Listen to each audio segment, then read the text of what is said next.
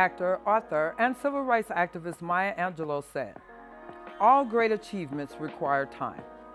About a year ago, I started a televised talk show right here in this very studio. I had a goal with no experience and no equipment of my own. But I started recording shows once a month, and I learned as I went along. Now, 1 year and 12 episodes later, I have my own channel and Showtime.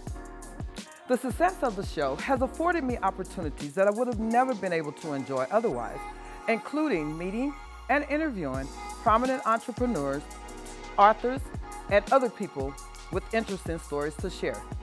The experience has helped me to understand what Maya Angelou meant when she said, "If you want to do something and you want to be great at it, you have to love it and be willing to make sacrifices for it." So, as I continue this journey into 2025, with 1 year of experience and 12 episodes under my belt, you can expect to see new and exciting content, including a demonstrative series that speaks to real-life issues and situations. So grab your popcorn and tell a friend, and join us for our next season of Seeds for You by Sherry. But right now, we're going to take you back down memory lane of our first season with snippets from 12 episodes. But make sure you keep it right here, because I have more to share with you in the end. Yes. Still married today. And it's a beautiful thing to watch, I might add. Oh, thank you. Beautiful Glory to thing God. to watch. Glory to God. Amen. So now, as a member of True Light House of Prayer myself, I do know a little bit about the history of the storm that ultimately forced you out of your church, Yes. out of your place of worship. But can you tell our audience what happened and what that is like for you as leaders? I can tell you that that night was very difficult, very challenging. So I woke up in the middle of the night. I told my wife, and I said, I just need to go down to the church. And I found out the storm was so bad that I was just thinking, if I can just get to the church just to make sure everything is good. Open up the church. I come through the back door, and I come, into the pulpit area, and all I could see is the sky.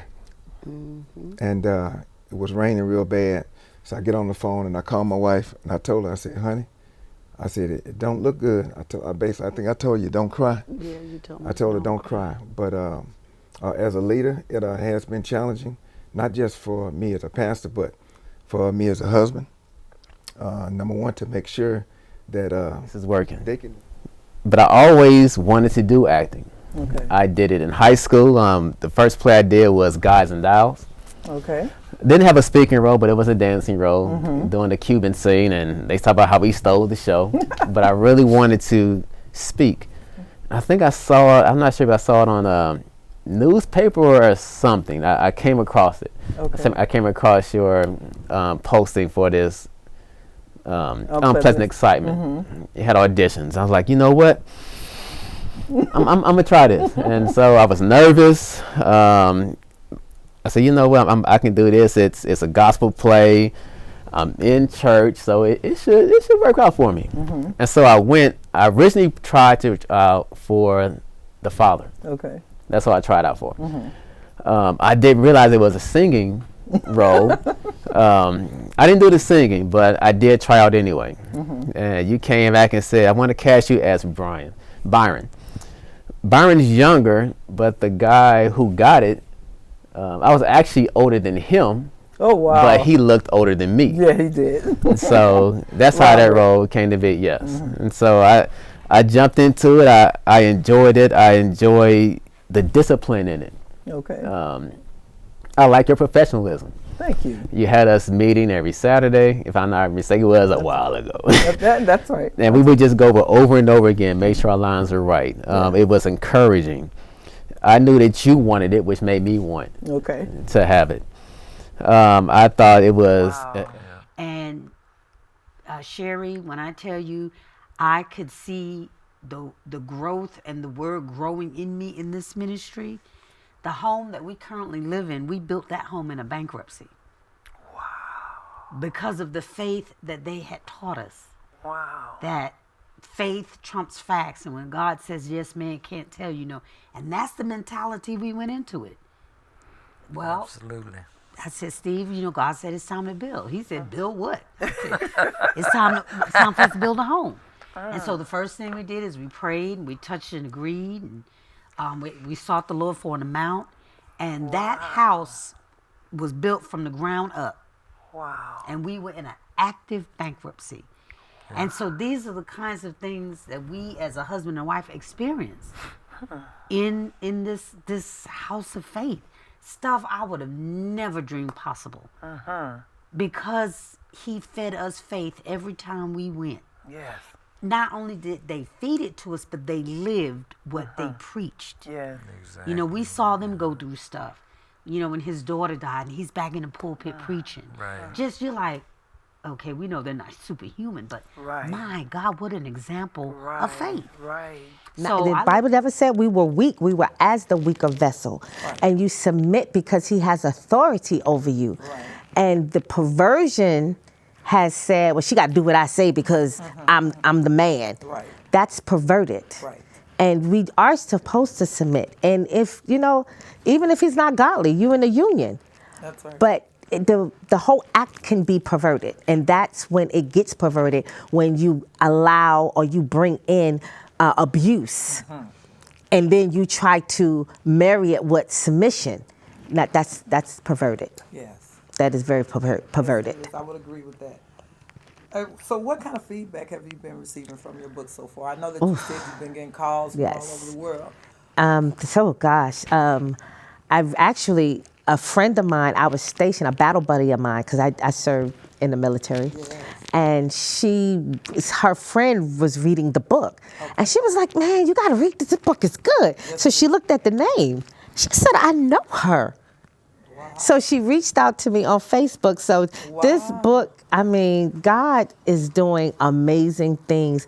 Just not, he's reconnecting me with people, and people are calling me back. I am Sonia Watkins, North Carolina, New York. I mean, even over in Kuwait, they're like, I can relate. One of my girlfriends called me crying.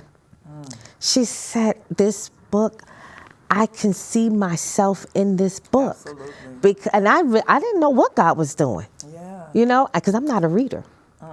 And when I went to publish the book, I asked the publisher, I said, is that enough to, because I don't like reading. And he started laughing. He was like, you don't like reading?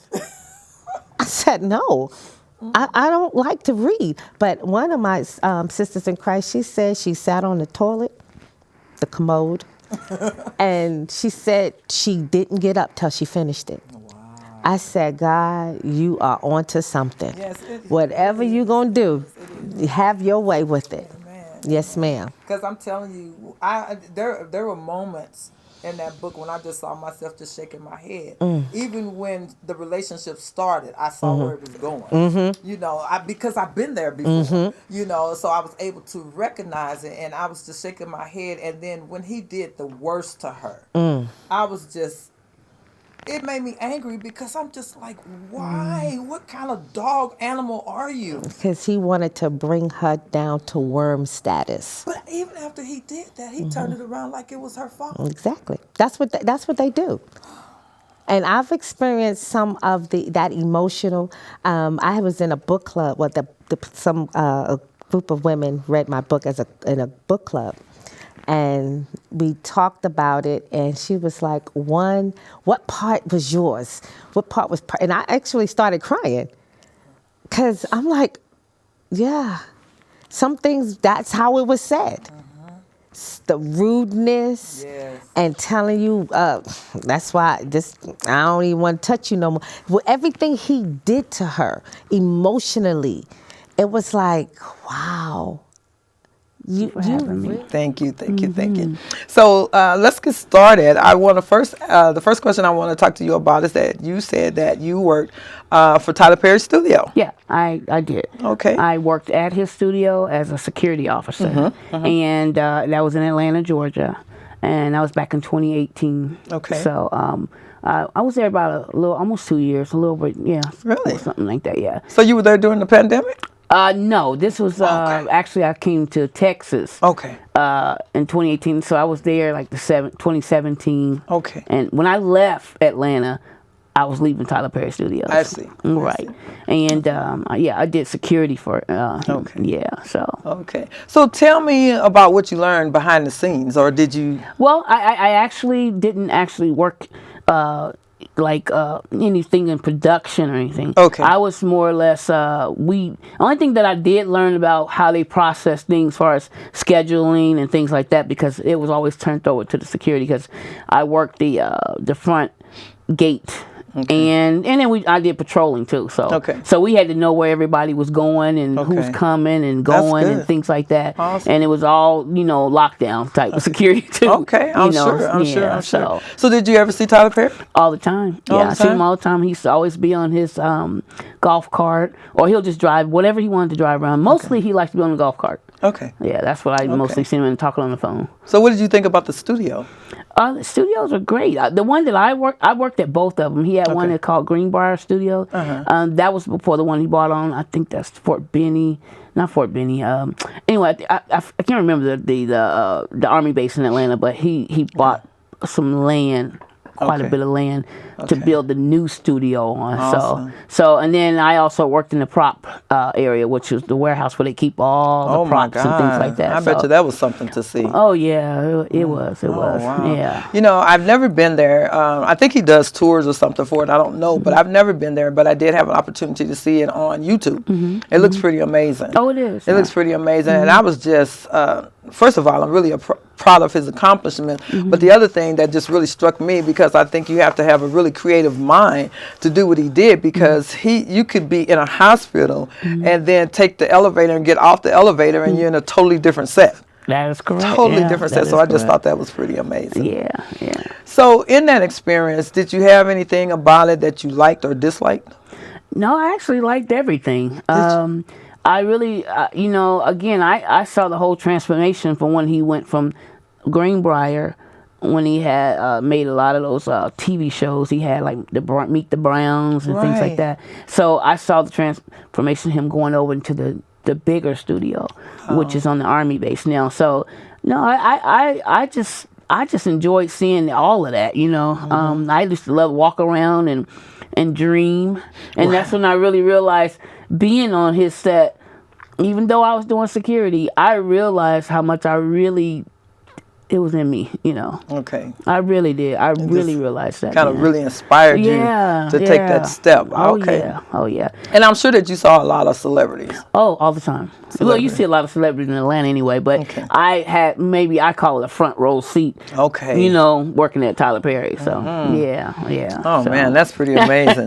That's amazing. I wouldn't mind working there doing anything just to be in the Yeah, atmosphere. yeah, And I would be nosy. I would be nosy. Yeah. Going over Well, that. I was always able to go on, like, we would take our breaks and stuff. I'd go on a set and go sit into one of them That's- houses or the mansions and things like that, and take my break, and so it was really interesting. Okay, so we're just going to get right into it. We're just going to be talking, just none of this is scripted. We're just going to be having a conversation about SRD, where we've been, where we are now, and where we're going. But I'm going to start with Elonda. Elonda, can you tell us about what that experience was when you first learned about SRD having a theatrical production that you were asked to be a model in? Well, like you said, I met you as a model in one of your plays. I was sort of intrigued because I was actually working with a troupe, and when they offered me this opportunity, I really didn't know what I was getting into. The last play that I ever did was actually in high school, so. But I have to say that I was very impressed to see the actual production, to see the professionalism, Thank you. even your writing style. Like everybody that I've ever invited to your plays have all said the same thing, that you are a remarkable writer. So I was very impressed to see the caliber of a show that you put on. Thank So I was you. very impressed. When you first learned that I was writing that very first play, what did you think? Well, I thought it was great because I always thought about how Dad inspired you to become a writer, and it was just great to see you put pen to paper and birth what you've had in you for so many years. Because I remember you telling me as a child, you were very shy. Very. But that is no longer a truth for you. I think the playwriting and all that you've done has really brought you out of your shell. And I'm just so very proud of you and so happy to call you my sister. Thank you, thank you, thank you. And so Jackie, my sister, is one of the biggest cheerleaders that I have, and she has always been a great cheerleader for me. It's just like anything I do. If I go tell her I'm going to go burp on the mountain, she's like all there for me.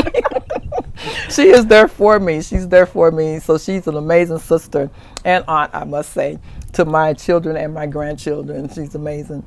So now,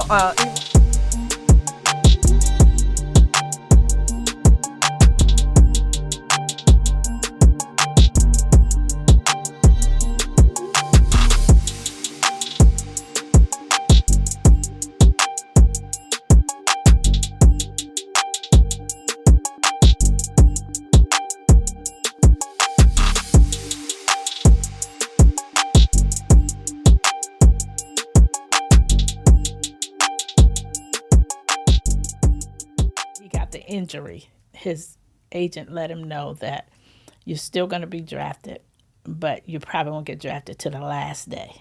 so you already knew that he was going to be drafted, Well, even though you're waiting on the call.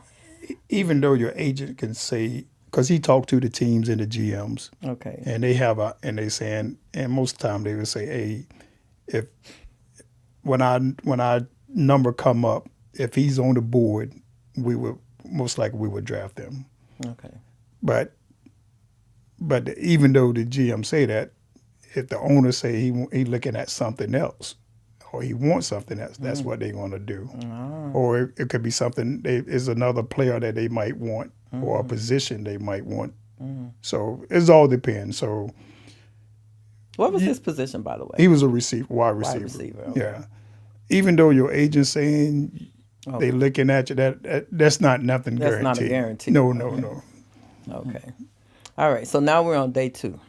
yeah, So what's happening on day 2? that's a full day, and the house is pretty tense. I can only imagine you like walking around, you're not wanting to think about it, but that's all you can think about. Yeah, we all looking at it on TV. We all looking at each team, and then everybody say, "Man, that's my team. Why they don't get him?" So yeah, that's how. But we just all just sitting and waiting. So you don't know which team. No, we don't. Oh, you don't know which team. Okay. So, all right. So how did he feel about the team that drafted him? Was that one that he followed already? I think Josh at the time, Josh's mindset was, I don't care what team, Just pick a team. as long as somebody drafted me, Right. I can play football. Okay. All right. So we got the 10th number 2 day going on here. Yeah. And so now we are in day 3. Day 3. What's the happening on last day day. 3? The last day.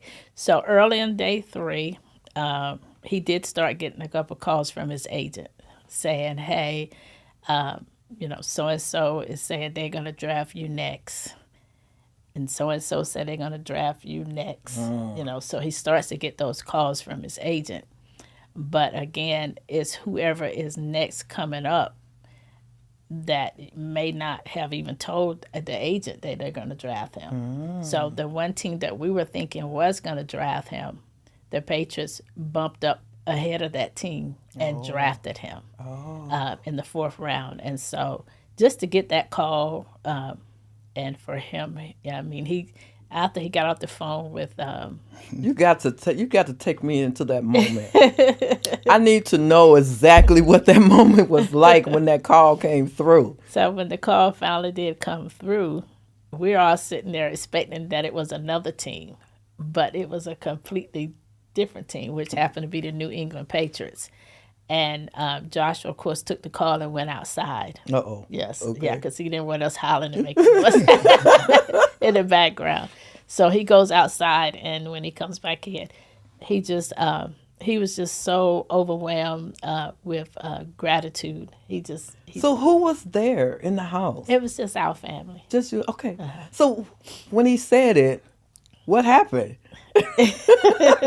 He said, I just got drafted by the New England Patriots. And we all just hugged and cried. And I was going to say, who was crying? I know somebody was crying. we hugged, we cried, we thanked God, of course.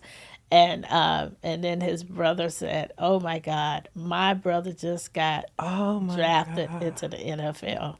That is major. It was a wonderful experience. Wow. To actually have it to really happen. To really happen. What was your feelings? I was excited, and you know that was his dream. So you know Were you this calm? No, I wasn't this calm. I was home, so you know you get more loose. So no, I wasn't this calm, but we was all happy. We were all happy, joyful for him. And so, Oh my God. and then he started getting And I was calls. trying to, get back out there and, meet people and go on dates. And so I had a 6-month mark. You wasn't going to be introduced. My daughter wasn't going to even know anything about you till after 6 months, after I was sure that, okay, well, this seemed like it's going somewhere. It seemed like it's, might be going in the right directions. But it wasn't until 6 months later that I would introduce her to somebody that I felt I wanted to be in a relationship. And also what I did is, like, when she was maybe 8, I stopped dating completely. I stopped dating until her high school years when she turned a junior. And the reason I did that is because I didn't want her to grow up as an adult and she come back and tell me, well, Mom, your boyfriend, did such and such. I was very particular on what she could do, like where she could go and spend a night, those type of things. I knew that I wasn't seeing anybody. So it was. Good morning, good afternoon, or good evening, depending on your time zone. You are watching Seeds for You by Sherry. And if we're meeting for the first time, I'm Sherry. Today I have a special guest with me. I'm so excited to finally get this young man on my show, Michael Lofton. He is the president and CEO of African American Youth Harvest Foundation. And he's going to be talking to us about the wonderful things that he's doing. He's doing great things in our community, so much so that I was quite impressed. And I just had to get him on our show so that we can talk about this a little bit more. A lot of you probably already know him because of what he's doing in the community. He also had a show before. But for the few people who may not know about him, I'm going to give him space right now to tell us a little bit about himself before we get started. Well, Ms. Wright, thank you so very much for having me here. It's been a blessing. And the support that you have brought the African American Youth Harvest Foundation, I just want folks to know that you have been there for us, and we appreciate you, and definitely we look forward to working with you. For those of you that don't know, Michael Lofton, I am the founder and executive director for the African American Youth Harvest Foundation. YADO, African American Youth Harvest Foundation, our program and services are available for everyone, irregardless of their ethnicity. But like many other foundations, we focus on programs that's within our community, that's within our culture. It's important because we all understand the importance of cultural connectivity. So we have programs designed for our youth, programs designed for our parents, we have programs designed for the whole family. Basically, our programs involve, providing social services and training. When you take a look, I'm very happy to say that we have such a model that we have about 30 other nonprofits in our facility. Wow. That focuses on a wealth of resources, everything from, STEM, technology, mental health, substance abuse, jobs, reentry jobs, legal services. And so the good thing about that is when a family comes to us, we can meet them on every front with their needs. And the good thing about it is when a family comes, they can get everything and not say, if you came, I would be saying, Sister Wright, you need to go here, here, here, here, and here. You can 9 out of 10 get that all in one place, from food to clothes to Pampers. I mean, you name it. And so we're very happy to say that we have a one-stop shop set of resources that's second to none. And you do. And so I'm just really impressed. We met through my job. And my job, actually, I'm not going to name it, but my job actually makes donations to your organization. Yes. And you always send a newsletter out, and I have an opportunity, when time allows, I have an opportunity to take a look at it. And the very last one that I saw just really brought me to tears, because you were giving affirmations with the young children, and the things that you were sowing into these kids just really moved me, because you care. Yes. And you can tell that you care. Yes. And just all the things that you're doing is just amazing. But before we get deep off into that, we're going to be right back after this. All right. Repeat after me. Repeat after me. I am. I am. A leader. A leader. Faith. A faith. Trust. Serve. Love. My confidence.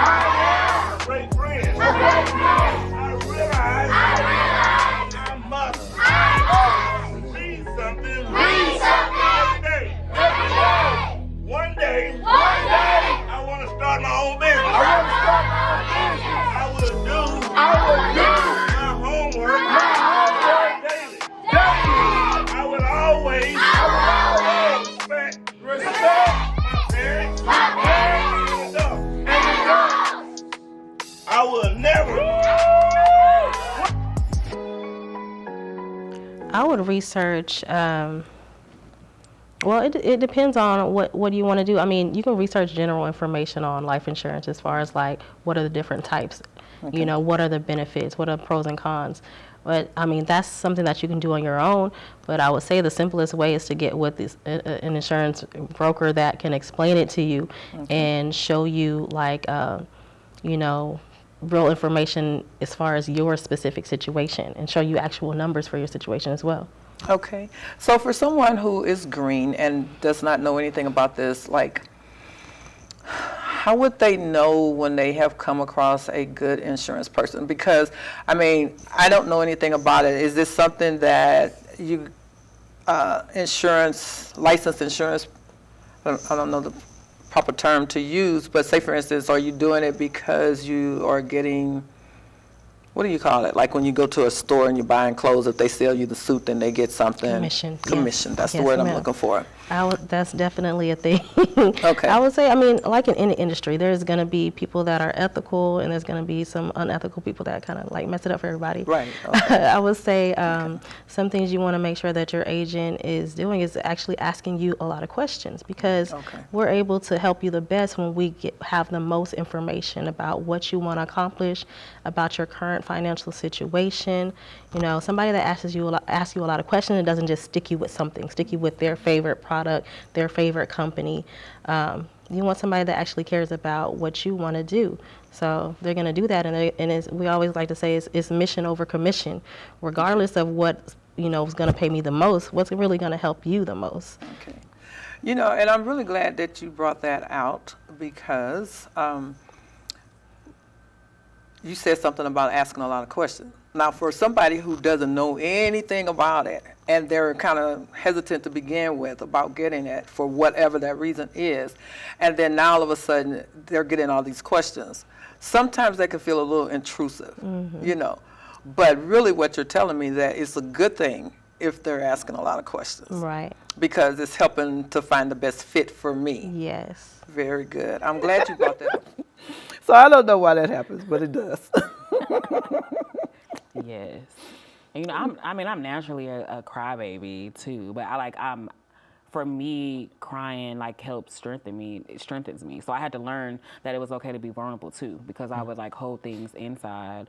But I just know I'm not gonna go back to who I was last I'm glad year. you said that too. That you need to allow yourself to be vulnerable too, because as black women, and a lot of times single black women, we seem to carry this reputation of being a strong woman. Yes, we heard that all our whole lives. You know, and then it's like we gotta live up to this. We gotta be strong. We gotta have this wall. We gotta be tough. You know, and that's dragging us down. We don't have to be strong. God didn't even build us that way. You know, we're the softer side. We're the soft place to land. Yes. And your soft girl era.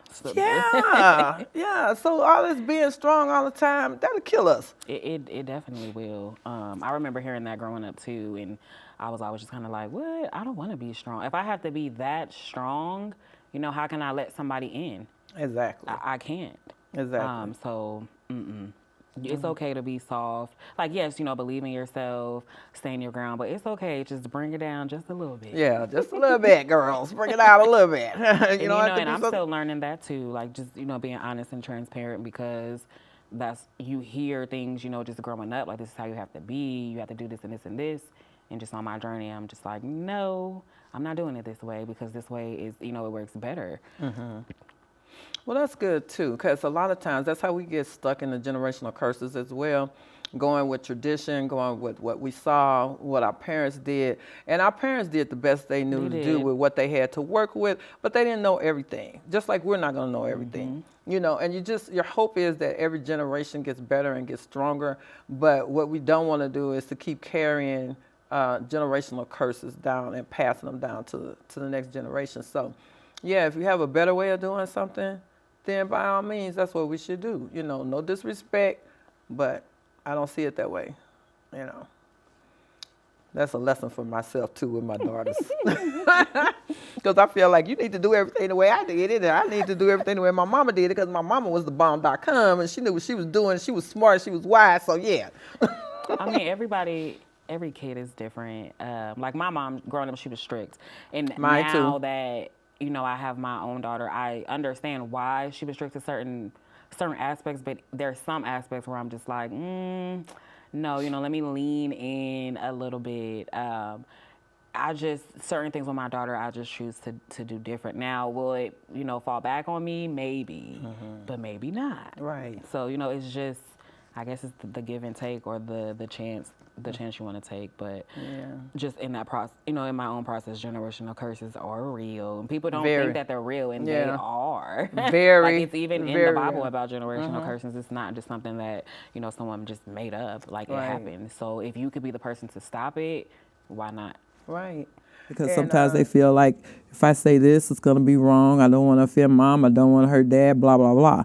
You know, so I think that would be the first book I need to start with. You bring up another point that I think is so important. You talked about our girls, right? Yes. So along with, yes, I support our young men, but everyone's always been asking, well, what are you doing for our girls? And my daughter was always a daddy's girl. Okay. And so the perspective was a little different, right? Because, you know, she loved her dad, and it was like, you know, she had to deal with in her own way the divorce also. But the one thing I noticed is that she, with her being a daddy's girl, she was very protective of, you know, anything related to that. But in the process, it kind of at times made a rift between me and her. And I'll share that because you know, we can try things, but we also have to give space to our young girls, still be there for them, but give them space for their feelings, and give them time for that, right? So in doing that, my daughter, when she kind of, you know, she would have her emotional things, and I got counseling for her and did all the things that were necessary, but there was still like something missing when it came to like that connection that I so desired. And then my daughter just happened to be playing soccer, and she got into an injury where she, you know, had to have surgery. Okay. So with that, you know, that was, you know, a physical injury, but it actually was something that really like helped our relationship because when that injury happened, you know, she had to depend on mom, you know, as a teenager to like help her. And we spent a lot of time going to appointments together and talking intentionally, right? Very good. And so in the process of that,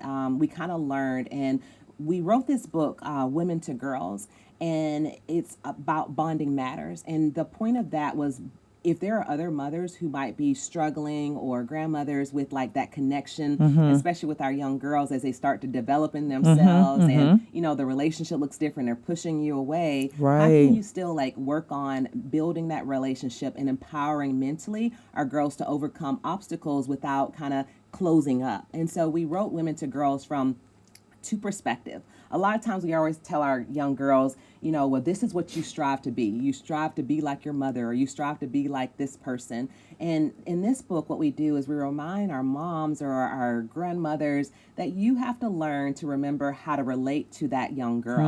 You have to learn how to have fun with her. You have to learn how to, you know, let down your hair. You have to learn how to have those experiences and not be too busy trying to be an example, that you forget to be present and to really have a relationship. So I had my daughter kind of talk about the things that would build our relationship. And so as we like build our bond, we created this and wrote this together. So she wrote from her perspective and I wrote from mine, but it gives suggestions and practical things that women can do with their daughters to build. And there's a 7-day like mental empowerment like week challenge where we're challenging you every day to affirm each other, or to talk about something, or, you know, because sometimes you kind of lose what should we talk about when they get in a certain ages. But this helps to kind of encompass those different things. And it's not all about talking. You have to tap into what that young girl likes to do and do those things with her. If it's craft, if it's going for walks together, if it's, you know, the activities, like find her interest. And if you can do that, you're now creating a stronger bond and relationship that's beyond I'm your mother, right? It's I'm a present person who wants to get to know you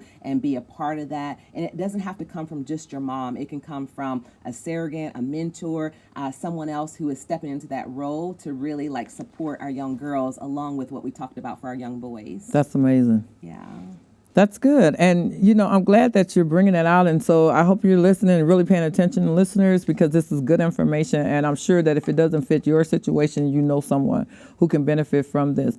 If you stick around to the end, we're going to get her information. You'll be able to contact her. But right now, we're going to take a quick break, and we'll be right back after this.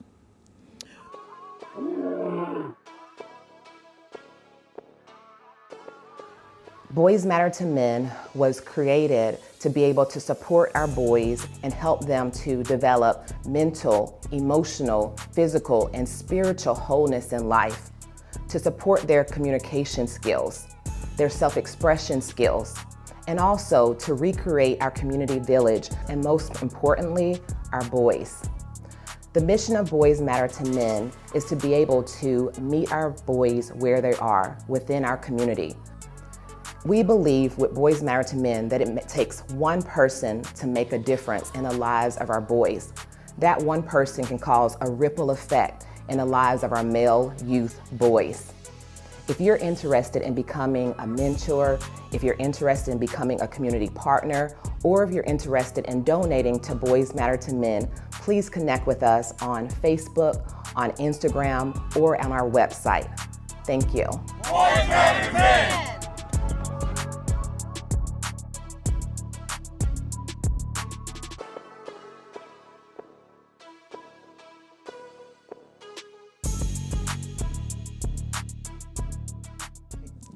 Thank you. Thank you for watching to the end. If you would like to see each show in its entirety, please subscribe to my channel at the link below. Or you can catch us on cable television, Channel 16, every Friday night at 7 p.m. We're so happy that you were here. Oh yeah, make sure you subscribe to my channel. We hope to see you back. Thank you so much.